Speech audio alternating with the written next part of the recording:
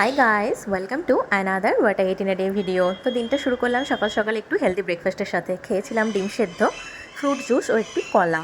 সেটা খেয়ে নিয়েই আমি স্নান টান করে নিলাম এবং দেখলাম আমার একটি পার্সেল এসেছে। তো পার্সেলে আমি যেটা অর্ডার করেছিলাম দ্য ডার্মাকোয়ের কয়েকটি প্রোডাক্ট, যেমন ছিল vitamin C serum, sunscreen, moisturiser এবং একটি ফেস ওয়াশ। তো সেটাই আমি একটু দেখে নিলাম সব ঠিকঠাক আছে কিনা এবং তোমাদের সাথেও একটু শেয়ার করে নিলাম। এরপর আমি জলখাবারে খেয়েছিলাম চাউমিন।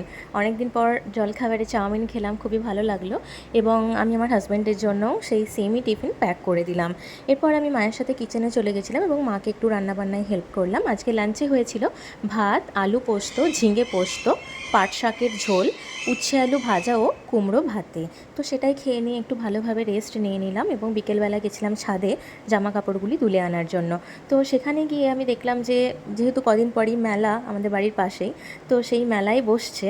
তো মেলার ব্লগও আসছে খুব জলদি। তো আজকে রাত্রে ডিনারে হয়েছিল রুটি, পরোটা, সাথে ছিল মিষ্টি এবং তড়কা।